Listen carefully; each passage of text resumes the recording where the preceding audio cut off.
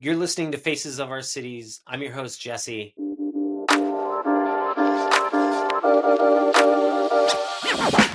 Today we're talking with Grant Holden. Grant and I met each other when we were both working at a tech startup together. I don't actually know if we met in person. I feel like we did meet in person because it was probably one of the like random sales weeks down in Florida. It was a Brazilian company. We're not going to talk about the name of the company, but it was a Brazilian company. And so they were launching in the United States, and it was a very small core group of people that were scattered all throughout the United States. And so one of my favorite things about that experience was that we got to have these like 4 to 5 day what felt like retreats. To be honest, they were called sales meetings, but let's be honest, they were just like these like really fun retreats where we like talked about business all day and kind of got things done. If you're watching Yeah. this on video, you see both of our quotations. Neither one of us work for that company anymore, so I'm sure it's we won't get in trouble for doing that. But and then at nighttime, it was just like the best meals you can imagine, and just a lot of like getting together and team camaraderie. And it was one of those rare opportunities where someone like you, Grant, who is very much like a techie dude Yeah. and not someone that I normally from a marketing and sales background would have ever really interacted with. We got to spend like 3 4 days together. Is that seems right? Like you would have come down for one of those meetings, and that's how we met. Yeah, and then we talked a bit just in over the internet, obviously, just video calls Yeah. and all that. But I went to Florida a few times, and I do remember one time meeting you. I don't know if we interacted a whole lot, but I remember us interacting a lot afterwards, if that makes sense. Yep, I remember that too. Yeah, my sentiment's the same. That the food was delicious. I was always super impressed with like just how much we ate. You know what I mean? Uh, but yeah, no, it was good. Great group of people there. Yeah, definitely. My impression of you, because I know that we had you on a couple of podcasts when we worked for that company. I was in charge of building the first like couple episodes of that. And I had met you and I thought to myself, like, man, this guy is like nerdy tech dude, but he sure does explain things to me who is not a nerdy tech dude in a way that I can understand him. And I was like, yo, we have to have this guy Yeah. on the podcast explaining this tech stuff because this is who we want. This person speaks human language, not like most tech guys. So that's what I remember about you. That like you almost shouldn't have been a tech dude because you were too normal. You weren't nerdy enough, even though you were Yeah. totally a nerd. And I say that with all the love in my heart for you. You didn't say geek, and you said nerd, and that's my limit. You can call me nerd all you want. Good to know. No, I'm very nerdy. So Wait, so we'll get into this maybe a little bit, but is that a thing in the like nerd versus geek? Yeah, nerd. yeah. I guess geek gives the impression that you're weird, but nerd gives the impression that like you're educated, right? Is So that the fair? yeah the way that I always explain it is like if you're nerdy about something. So like you can be a chess nerd or like a VR nerd or whatever nerd, right? But if you're Yeah. geeky or you're a geek, that just means like that's your persona, and it's not necessarily a bad thing, but maybe you don't seem exactly normal. Like how you said, it's like some of these people who they're just in a basement typing away at their keyboard, and they won't talk to you. They don't have really good like people skills, social skills, stuff like that. That's where I would say it's like a geek, because it's like, man, this guy's totally out there. I have no idea how to talk to him. You know? Okay. Okay. Yeah. Okay. Yeah. Yeah. I But apparently Geek Squad did not do a great job at like they rebranding that no. title. Maybe they are the ones that really ruined This is all opinion. It's all opinion. So it's however you it. want to read into it, right? It's out in the universe now, Grant. It is fact now. Our definitions. I'll mark it as official right now. So everybody who's listening, it's now official. My explanation. Yeah, exactly. Nerd is allowed, Greek is not, and those are the definitions and the reasons why. So, Grant, tell us a bit about yourself. Where'd you come from? Did you go to Sure. school? Are you like naturally a genius, or did you have to work at it?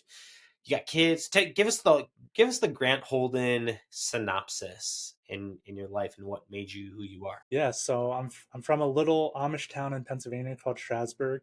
I've lived here for a little while now, but I've been all over the place: Ohio, Pennsylvania, a bunch of different states. Haven't lived there, but just traveling and visiting.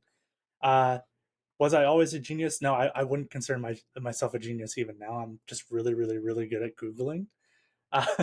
And I think that honestly, that's my superpower. I'm really good at using Google. Um, but yeah, so started out, not actually into electronics or IT or anything like that. As a kid, I was actually into like martial arts and baseball and riding bike and stuff like that. I was very active. But then I had a health scare with my heart, and I stopped being so active. And right around that time is when I got into computers. So I was always really interested in like how things worked. So I would take apart like TVs and old stereos and like speakers and stuff like that and like repair them and try to get them to work and electrocute myself a lot and somehow not die. um, but yeah, over the years, I got my first computer, I don't know, when I was like maybe 11 or 12. And this is back in the day of like the AOL CD, and just went on from there and went to school for it. I got super into it, started learning all this stuff, and then just started just researching and exploring all the different things that you could do. And I got really into like modding gaming consoles and doing satellite stuff, and it just grew from there. So now I work for API company, and I do integrations there. So I am a dad. I have two, actually three kids, 12, 7, and almost 3. And that's been a crazy, beautiful journey that we can talk about more later if we want. But yeah, it's a good time. Hopefully that's enough information for you. Yeah, no, I'll take that. I love meeting like the adults that talk about how when they were kids, they were like rip things apart and put them back together. We've had a few conversations with people like that on this podcast, Yeah, and it's always yeah interesting to see what they went into and if that desire to explore or that curiosity was able to grow with them into a professional yeah, life. You have worked in tech companies obviously your whole life it sounds like, and I know that you've built some of your own. I don't like to talk about work too much because I know it's not sure. all of who someone is. But what are some of the? I know what you've built recently is a big Yeah. part of your life. But before we get into DudeDoula, which is what you have on the side right now, what other stuff or what other experiences have you had in building brands or companies or products in your professional life? There was a moment in my life, I think right around the time I was like 21, 22, where I was like, you know what? I need to be my own boss. Like I cannot work for people because I have this problem where I'm not really good with like seniority or people telling me what to do, right? And I think that's like a classic trait of most entrepreneurs, where it's like Yeah. they don't want to listen to anybody else telling them what to do. Uh, so ultimately, I tried a bunch of different stuff. I did photography for a while. I did website, like building websites. I did like design and like advertising, making banners, making stuff on Etsy, selling designs on Redbubble and like Society 6, Hmm. bunch of different Wow. stuff, right? And then I finally landed on Dudula, but that was because I became a dad, right? Okay. That for me was a pretty, I would say, life changing moment for me, where I like to say, I went through life just trying to figure out what I was supposed to do, and everybody has this question of like, what am I actually supposed to do with my life? I have no idea, and I feel as though I finally figured that out, and it's a really simple answer, which is basically just like make my family happy, which I know is like Mm. maybe copping out, or it requires more explanation. But um, once I understood what I was supposed to be doing with my life, it became really, really easy to do everything else or to decide to do everything else. So I started to focus on things that actually improved not only my life, but everyone else's life. So now I have this mantra where it's like, if it doesn't improve at least five people's lives when I do it, like it's not really worth doing. And that's how I Hmm. decide what I'm going to do entrepreneurially. Okay. Okay. Yeah. Um, well, gosh, yeah. From an entrepreneur standpoint, I hope it impacts more than five people because I don't think you'll make very much money or be able to survive if it only impacts five people. But I could be wrong about that. Definitely not. I don't know if I've ever impacted more than one person at a time. So I wanna say I don't think that recognizing your purpose is to make your family happy. I don't think that is a cop out. I think a lot of people mess up purpose and tactic. I think that our purpose in life is so much more simple, but how you go about executing it is what you're confused about. Here, a quick personal story. I was in, I think it was maybe North Carolina a couple of years ago, working on a project, traveling in a van, doing that. And I decided to pop into this church service. And whoever the pastor was that day was, their sermon was about what our purpose in life is. And really, it came down to that if you're a Christian, it's very simple what your purpose in life is. Your purpose is simply to love people. Like that's it. When you choose to become a Christian, that you've decided this is what my goal in life is to love people. How you do that? Who knows? How God decides to like manifest that? Who knows? It's always like crazy to me that I'll meet other Christians and they'll be like, "Yeah, I just don't know what I'm supposed to do with my life." And I'm like, bro, like I thought you decided that a long time ago when you got baptized. Like it's like the difference is purpose versus tactic, right? You may not know how you're going to love those people. You may not know how like you're supposed to love your family, but you know that is your purpose, like to take care of these people and to love them unconditionally. And that's a pretty great purpose. And for anyone that's listening, I hope you recognize that. Like whether you're a Christian or not, like at the end of the day, you can either have the purpose to love people and wonder how you're going to do that, and that might be as simple as you know holding the door open for someone today. It may be as complicated as building an app like DudeDoula tomorrow. And Yeah. so off my rant, off my soapbox, hope you know your purpose. Thank you for recognizing how simple your purpose is and just owning that. Yeah, no, that's a really good discernment. And I think you're right. Like, it took me a really long time to get there because I was so confused on what I was doing or how I was doing it. But I had a similar experience too where I was like, look, like, something is just telling me, like, it is that simple. You just have to execute the way that you're going to execute. And that's where due diligence actually comes from, truthfully. So maybe it's a good time to talk about it. Yeah, let's dig into it. What is DudeDoula? DudeDoula is an app that my wife and I made because we had a really difficult birthing experience, and we went and researched what other people had in their experience, and we found that most other people also had either a negative or difficult birthing experience. Not everybody, but around half of all births, basically, is what we found. And Hmm. for me, when I heard that or I learned that, I was like, there's no way. Like, this cannot be true. But this has been going on for a long time. And I was like, we have to do something. So um, we had a pretty bad experience. My wife was like, look, I cannot have that happen to me again. And to me, my wife is like one of the most important people in the whole wide world. And I was like, okay, what actually can we do? And so she came to me with all this information. She was like, look, here's 20 some odd Google Docs of information. I need you to read all of them and like figure out what to do. And I was like, well, I can tell you this, I'm not going to read all of them. um, but Love ya. Not how. That's yeah, not how I love you. yeah, exactly. I was like, there's no way I'm reading all this. So I was like, what? I started to skim through and I was like, okay, like, what is the actual consensus here? And the consensus was women need support, especially emotional support, and very specifically support from people that they love and know like intimately. When you go to like a hospital, they're doctors. They're meant for trauma. They're meant to save your life, but they're not there to be your best friend. They're not there to love you in that way, right? Um, so because I'm lazy, I was like, what actually can I do for her?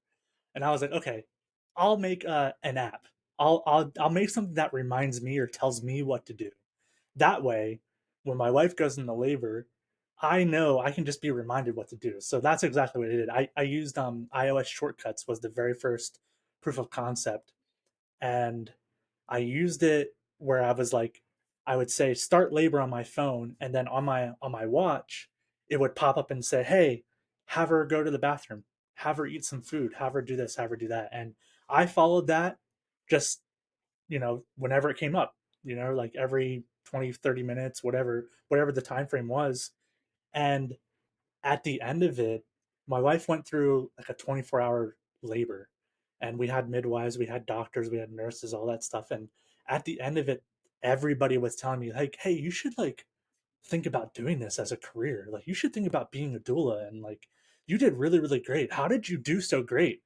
And I was like, I didn't do anything. All I did was read my watch, right? So Google reminders, calendar reminders. Yep. yeah, no, no, seriously, it was phone reminders is how it worked. All I did was made a thing that said set up these reminders on schedule, and then I got the reminder, and that's how I followed it. Hmm. Yeah, so from there it was like, okay, this could work. This could really help people. And I got this like light in my soul, and I was like, look, we should try to make this. And we went out and we made it, and now it exists. So there's an app out there for iOS and Android called DudeDoula, where you download it and you follow the directions, and it makes it really simple. And you, the hope is that you are supporting your partner who's giving birth, and also it's easy for you to do where you don't really have to think about it. Uh, and maybe one extra tidbit is like the reason I think why people have so much trouble during labor and pregnancy is because you go into labor and you kind of forget everything you learned. And so you're lost again. And unless you've done it multiple times and you're used to it and you're not traumatized by it, like you're just going to be lost and you have no idea what to do. So this is really just guidance telling you what to do and how to do it. But what I found for the people, for myself and for people who used it, after maybe an hour of using this app, I was like, "Yep, I know what to do. I got it. Let's keep going." Right, and I Okay. got a lot more confident and stuff like that. So um, it's been a big charge for me and for us because I see a lot of potential in actually helping people, and because there's so many births, not only in America but in the world, that have complications or trouble. It's like this one area where like, yeah, I actually could help the world or help people. So yeah, that's the gist. I'm just thinking about how you're bringing an opportunity to dudes who are usually considered worthless during Yep. the giving birth process some value. This is, Yep. I mean, I'm not a dad, I don't plan to be, but like, this is amazing for anyone who has a partner who's about to give birth. How amazing would that be to be able to give that much support to your partner during that like really Yeah. intense time? I mean, I know this isn't what it's about, but like, dudes have an ego. And if your wife is like, my husband was grade A, amazing, yes, because Yep. of this app, but he followed it, and like, wow, what a difference the second from the first was. And they're telling their friends about how amazing their husband is or Yep. partner is during pregnancy. As a dude, you'll be like, give me that app. What else do you got? Yeah. So what That's about year one? What about year two? Like, yeah. and you made a really great point about where it came from that you were like, I'm not going to read it. Like, I just know who I Yeah. am. I'm not going to do it. And whether that is a mixture of just how we've become as either a society or just men in general, we like, maybe it's we like tidbits of content. Or I Sure. think right now, a lot of the problem is there's so much content out there. There's so many books that you could read. You're like, I don't want to waste my time with this book to find out it was half crap, right? Yep. And to be able to rely on a source of truth that and obviously everyone's going to say this, right, about their product, like, we got the truth, we're it. um but to be able to finally like find a source that's going to be like, hey, we're going to go through this with you, like because we're Yeah. dudes and we're women who have gone through pregnancy that wanted this from their husbands or their partner. um Yeah.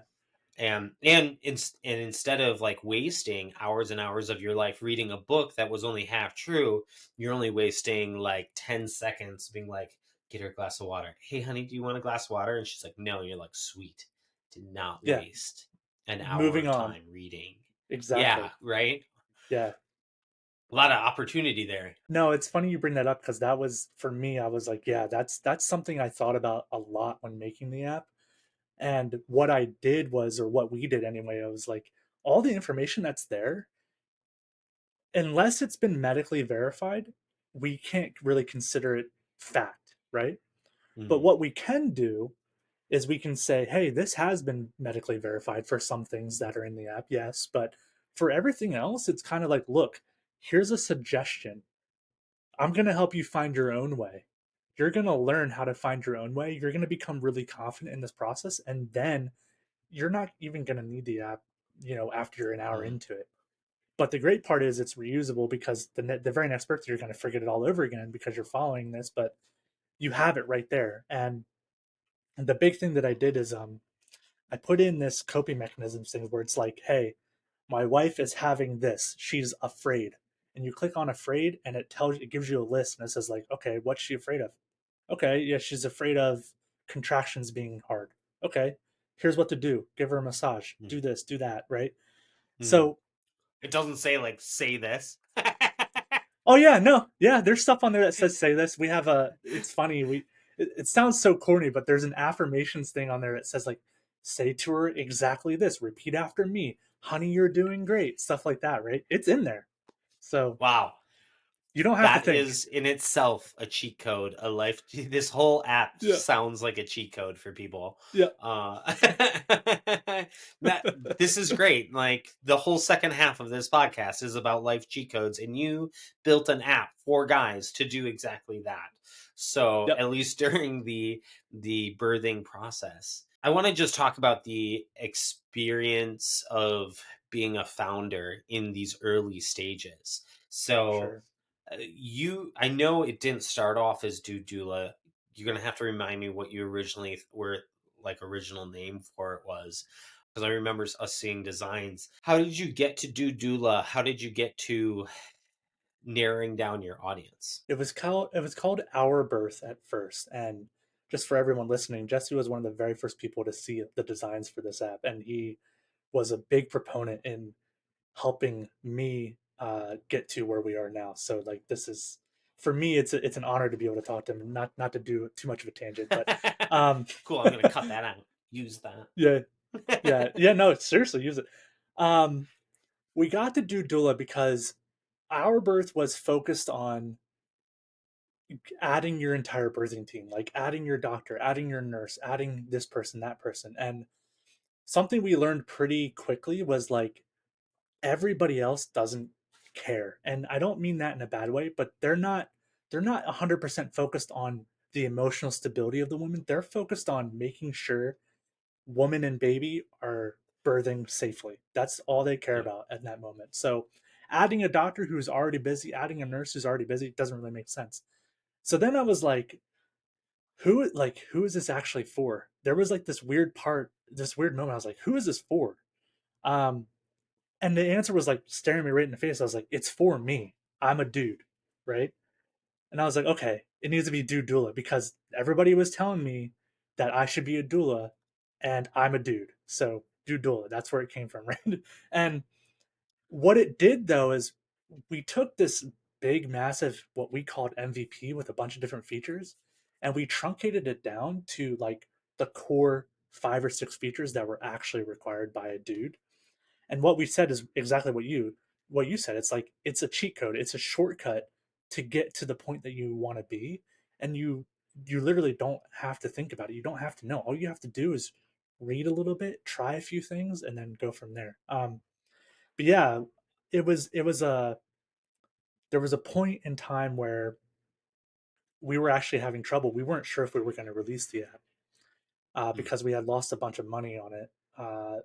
And what we did is we like there was like a coming to Jesus moment where we were like, look, this is what we're gonna have to do. We have to make it this way so that way it actually works. And that's what we did. So that's where we're at. And Are you willing to expand on that a little bit? Or is yeah, that a trade secret how you like what you had to shift? Was it a thinking? Was it just a specific like way you were writing the code that you had to change? What was this that you were like, if we're gonna so do this, X is what we have to do? yeah, it was about removing code and also redoing code that was bad. Mm, Um, there was a lot of stuff in there that was like reliant on outside APIs and systems that you had to pay for ultimately and were connected to each other. But truthfully, in Insider Peak, we paid for a development company to do the first version of the app or our birth, and we lost a bunch of money because they not only didn't do it correctly, but they used old code or reused old code from other people's apps, and that's very kind of gray area. You know what I mean? Um, yep.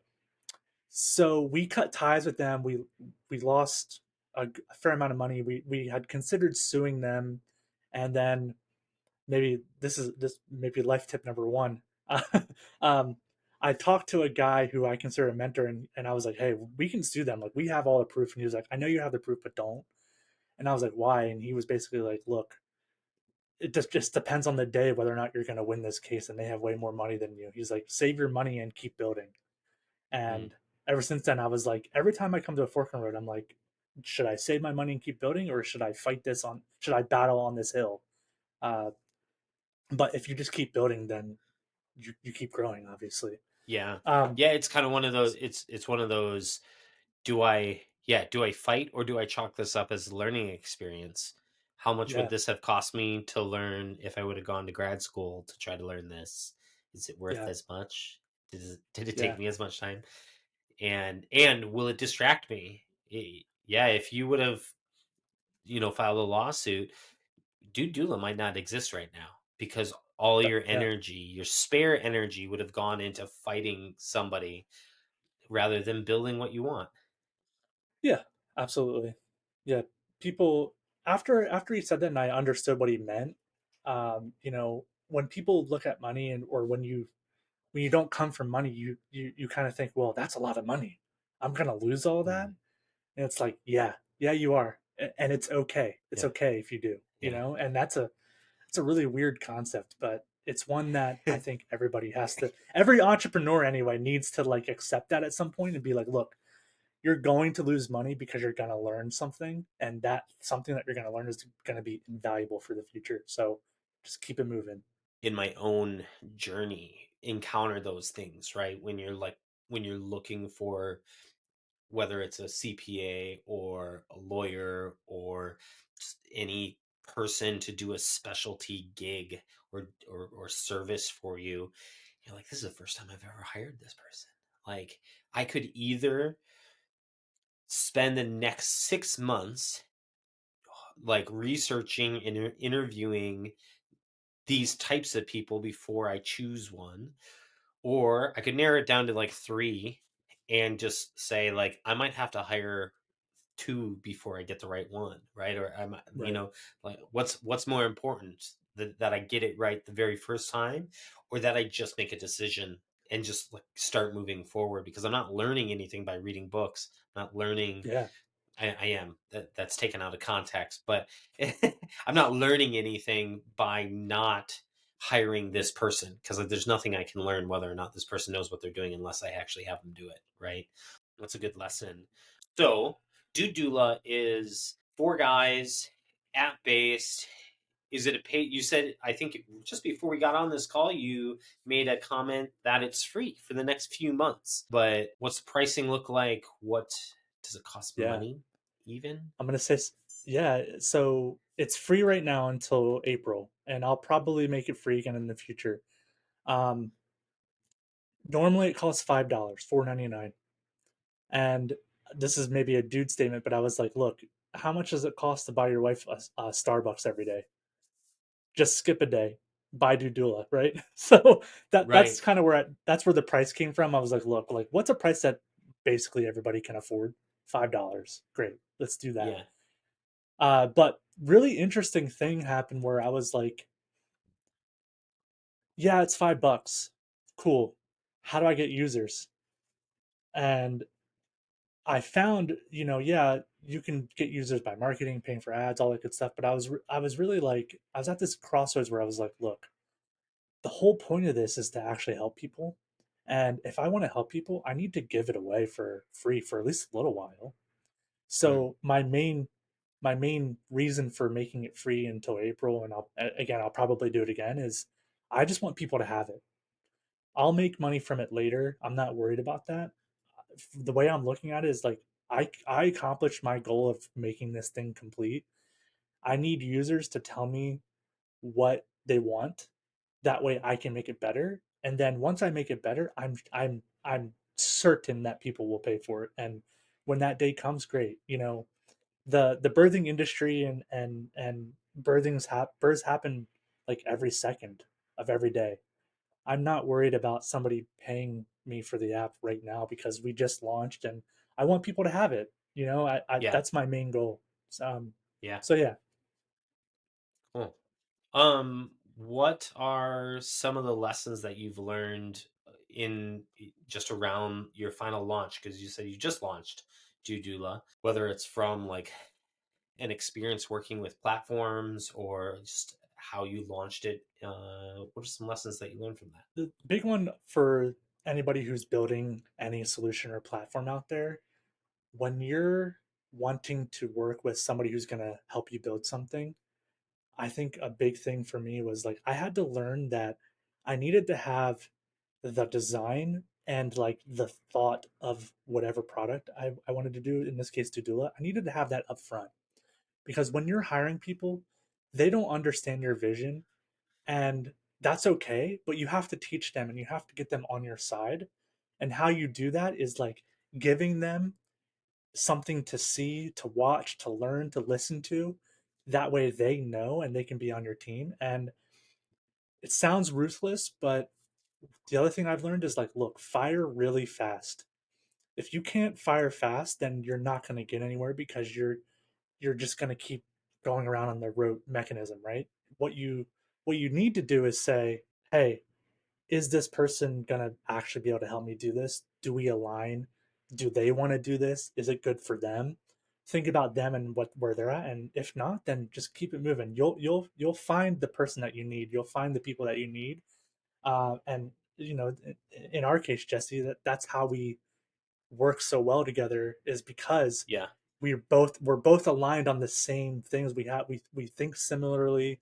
All that stuff matters, and if you can't find that, then just keep looking and keep going. The other thing I would say is, um, don't be afraid to lose money. You're gonna lose money anyway. Just keep building, which I already said. Um, Yeah.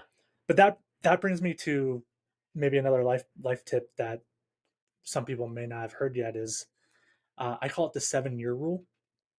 So Okay. I say do anything for 7 years. If you really want to make that thing work, do it for 7 years. If you get to the end of 7 years and it hasn't worked out, then call it done. You've done it. Move on. But if you get to the end of 7 years and it has worked out, you're gonna be surprised at where you are, right?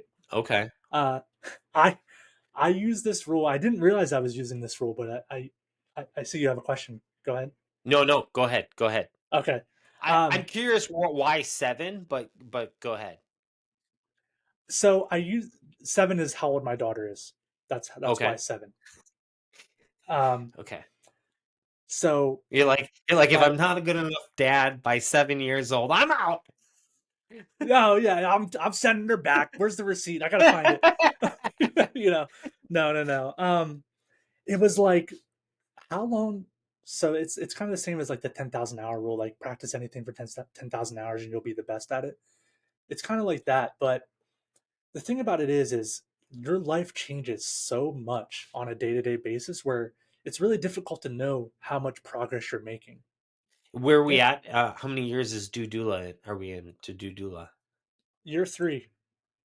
Okay, year 3. Oh, man, we got Yeah, so much time. So much so much time. time, so much time. This is great. It took, Okay. but listen to that too, though. It took me 3 years to get DudeDoula released to the App Store, and you know what I mean. Like that's how long it takes, and I think people give up way too soon. I think people are like, it's Absolutely. not working. Like it's not working right now. I'm gonna give up. It's like no, don't give up. Just make a little bit of progress towards it every single day, and check in. Check in a few years down the road. See what happens. You know? Yeah. This is in another episode, whether it gets released before this or after this. I'm not sure, but uh, in an episode with Anna Trammell, who is the founder of Raya Hair, she makes the comment that her partner, who was an entrepreneur and an investor, uh, after number of years of a product not coming out and her still grinding away with no product to release, that he had made a statement that he knew that anything worth anything takes 10 years at Yeah, least, and it before you see a return on it. And that thought of 10 years of work, yeah, I came up through a period where everyone was telling you you had to be an entrepreneur at 22 years old. Like, graduate college, become an entrepreneur. Before you've learned anything, before you learned how business works, start a business, right? And that's the best yeah, way to learn. And it's not, it's by the way, it's not the right way to learn. It's terrible advice. There are way more entrepreneurs in their 40s than in their 20s, and way more successful entrepreneurs sure. later on in life because they've learned all these lessons. But that's besides the point. Um, Giving it that amount of time, like, so many people will rush into it, give it 6 months or a year, be like, man, I'm still broke. I'm not a Yep, millionaire. Let's boogie out, right? I mean, yep, we will also want to get into this conversation about how that has impacted workforce and people hopping from company to company. But we have less of a tolerance as a culture, at least in the United States, to put in long hours and years of work before we see a return on our yeah, investment. And that's not just in work, it's in life also, right? yeah, I work out for like 2 months and then I'm like, sweet, no six pack, I'm out. yep, Back to sugar. yep. I did it too. Yep. I didn't Yep. even bother this year. All right. I didn't even bother going on a diet on the 1st of January. So, well, cool. Grant, thank you so much. You've given us so many solid life hacks, some from your entrepreneurial experience, some from your doula experience. As a dad, do you have any hacks for us? Any life hacks or dad cheat codes that you want to offer up as Dude Doula, the man behind Dude Yes. Doula? Anything? Yes, I do. Yeah, you asked me what life hack I had for new dads, and it's get yourself an exercise ball. And it's not to exercise, it's to hold your kid and bounce them on it. So, you know, for a while anyway, for me anyway, it was a big lifesaver because I couldn't get my kids to sleep for anything.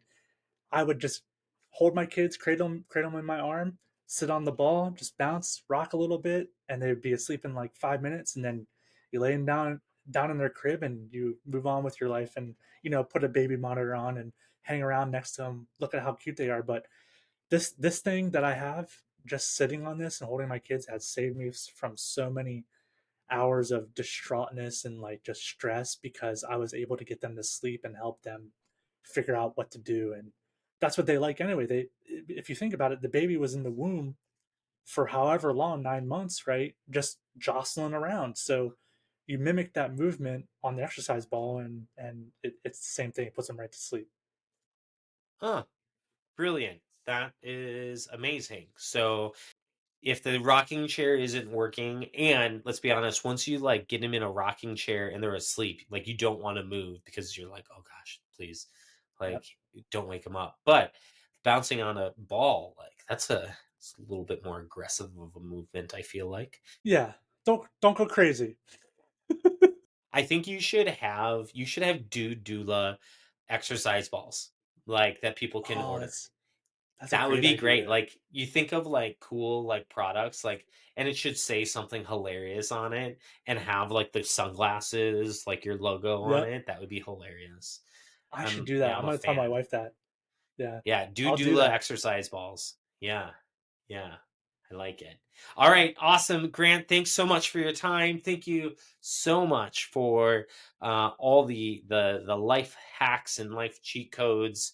I can't wait to follow up with you in a couple of years to see how Do Doula is going because by that time you will be in year 5. And if people want to follow you, I think pretty easy to find you on LinkedIn, Grant Holden, or if they want to follow Dude Doula, find you on the App Store, right? Dude Doula, Doula, Doula. Yeah, that's the jam. Thanks, Grant.